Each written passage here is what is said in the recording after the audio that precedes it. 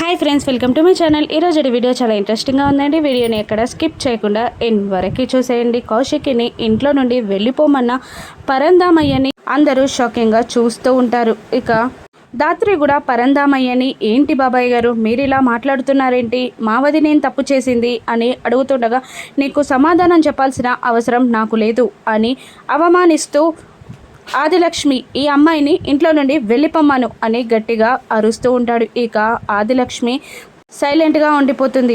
ఇక కౌశికి వచ్చి పరందామయ్యను ఇలా అడుగుతుంటుంది, మీరు అనుకు నన్ను చీదరించుకునే అంత తప్పు నేనేం చేశాను మామయ్య గారు? నన్ను ఎందుకు అంతలా అవమానిస్తున్నారు? నన్ను ఎందుకు ఇంట్లో నుండి వెళ్ళిపోమ్మంటున్నారు అని పరందామయ్యను నిలదీస్తుండగా పరందామయ్య పండ్లు కొరుకుతూ కౌశికి వైపు చూస్తూ ఉండిపోతాడు. ఇక సమాధానం చెప్పలేకపోతాడు. వైజయంతి వచ్చి అంతలా అవమానిస్తున్నప్పుడు మనకు ఇక్కడ ఉండాల్సిన అవసరం లేదమ్మే, వెళ్దాం పదా అని అంటూ ఉంటుంది. లేదు పిన్ని, నేను ఇక్కడ నుండి వెళ్ళను. ఇంతకు ముందు ఒకసారి ఇలాగే నన్ను అవమానించి ఇంట్లో నుండి గెంటేస్తే నేను కూడా ఆవేశానికి లోనై ఎవరి మాట వినకుండా వచ్చేశాను. అప్పటి నుండి 6 ఏళ్ళు ఈ ఇల్లు ఆనందాన్ని కోల్పోయింది. ఇంట్లో ఎవరికి సంతోషం లేదు. ఈయన ఒక్కరి కోపానికి అందరి సంతోషాన్ని ఎందుకు బలిపెట్టాలి? లేదు, ఈయన నన్ను ఎందుకు ఇంతలా ఈసడించుకుంటున్నాడో నాకు తెలిసే తీరాలి. నేను కారణం కనుక్కున్నాకే ఇక్కడ నుండి వెళ్తాను అని కౌశికి అనగానే, నీకు నేను కారణం చెప్పాలా? ఎవడితోడో తిరిగి కడుపు తెచ్చుకున్న నీకు నేను కారణం చెప్పాలా? ఎవడితోటో తిరిగి నీ కడుపులో పెరుగుతున్న బిడ్డకి నా కొడుకు తండ్రి అంటే నేను నమ్మడానికి నీకెలా కనబడుతున్నాను? 6 ఏళ్ళు కలిసి ఉండలేదట, కానీ ఈ అమ్మాయికి కడుపు వచ్చిందట. నీ కడుపులో బిడ్డకి తండ్రి ఎవరు? నా కొడుకే అన్న నమ్మకం నాకేంటి? విడాకుల దాకా వెళ్ళిన ఈ అమ్మాయికి కడుపుకి నా కొడుక్కి ఏంటి సంబంధం?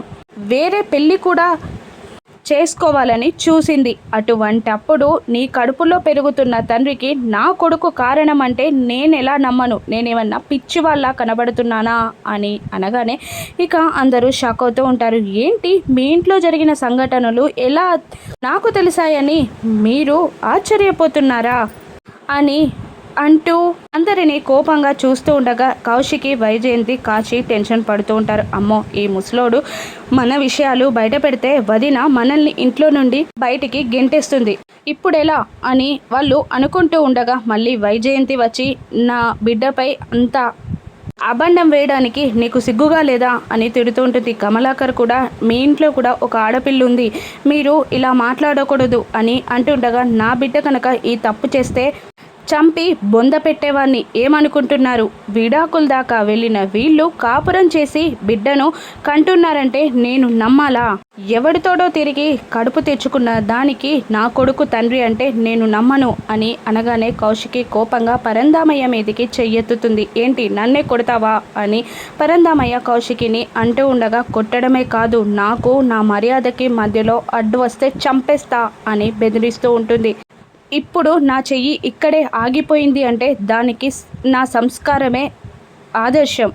మీరు ఇంకా నీచంగా మాట్లాడితే నేను మిమ్మల్ని చంపినా కూడా ఆశ్చర్యపోవాల్సిన అవసరం లేదు అని కౌశికి తిడుతూ ఉండగా ఇక దాత్రి, కేదార్, వైజయంతి అందరూ పరందామయ్యని ఒక మాట అంటూ ఉంటారు. కౌశికి వదిన మీద అబండాలు వేసే మీరు చాలా తప్పు చేశారు బాబాయ్ గారు అని అంటూ ఉంటుంది దాత్రి. కేదార్ కూడా, మీరు చాలా సరిదిద్దుకోలేని తప్పు చేశారు మామయ్య అని అంటూ ఉండగా ఇక సురేష్ వచ్చి, పరందామయ్యను నువ్వు అసలు మనిషివేనా? నీ భార్య సంతోషం కోసం నా భార్య సంతోషాన్ని పనంగా పెట్టి ఇక్కడికి తీసుకొస్తే పుట్టపోయే బిడ్డ మీద కూడా అబండం వేశావు కదా, ఇక జన్మలో నీ ముఖం చూడను, ఇక మనం ఇక్కడ ఉండాల్సిన అవసరం లేదు కౌశికి, వెళ్ళిపోదాం పదా అని అంటూ కౌశికిని తీసుకొని రూమ్లోకి వెళ్ళిపోతారు. ఇక కీర్తి ఏడుస్తుంది. ఎందుకు అమ్మా అని సురేష్ని అడుగుతుండగా ఏం చెప్పలేక కీర్తిని దగ్గరికి తీసుకుంటాడు. ఇక కౌశికి కూడా ఏడుస్తూ కూర్చుండిపోతుంది. అప్పుడే అక్కడికి ఆదిలక్ష్మి, భాగ్య, కేదార్, దాత్రి వస్తారు. ఇక దాత్రి ఇలా అంటూ ఉంటుంది, ఈ మనుషులు ఎప్పటికీ మారరు వదిన,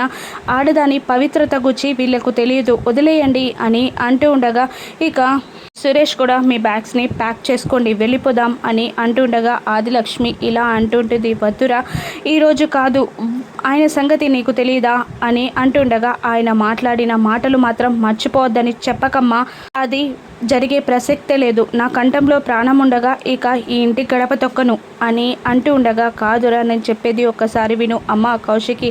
కడుపుతో ఉన్న వాళ్ళు ఈ ఊరి పొలమేరను ఈరోజు రాత్రి దాటకూడదు. చీకటి పడ్డాక కడుపుతో ఉన్న వాళ్ళు బయటికి వెళ్ళకూడదమ్మా, ఇది ఈ ఊరు ఆచారం అని అంటుండగా, వైజయంతి మళ్ళీ తిడుతూ ఉంటుంది. నువ్వేమో ఉండమంటావు, మీ ఆయనేమో వెళ్ళమంటాడు అని అంటూ ఉండగా, దాత్రి వదిన మంచి అని చెప్తున్నారు కదా, ఈరోజు ఉండి రేపు వెళ్ళిపోదాం అని అంటుండగా, కేదార్ అక్క నీ నిర్ణయమే ఫైనల్ అక్క, నీ ఇష్టం అని అంటూ ఉండగా, సరే ఈ రోజుకుండి మార్నింగ్ వెళ్ళిపోదాం అని కౌశికి చెప్తూ ఉంటుంది. ఇక వీళ్ళకి రెస్ట్ ఇద్దాం, వెళ్ళిపోదాం పదా అని అంటూ అందరూ అక్కడికి నుండి వెళ్ళిపోతూ భాగ్య ఫ్రూట్స్ తీసుకొచ్చి ఇచ్చి గుడ్ నైట్ అన్నయ్య అని చెప్పి వెళ్ళిపోతుంది. ఇక అందరూ రెస్ట్ తీసుకుంటూ ఉంటారు. రాత్రి 4 గంటలు అవుతున్నప్పుడు కౌశికి లేచి టైం చూస్తుంది. 4 అవుతుంది, ఇంకొక గంటన్నర అయితే తెల్లవారిపోతుంది, అప్పుడు వెళ్ళిపోవచ్చు అని అనుకుంటూ వాటర్ కోసం చూసేసరికి వాటర్ లేవు.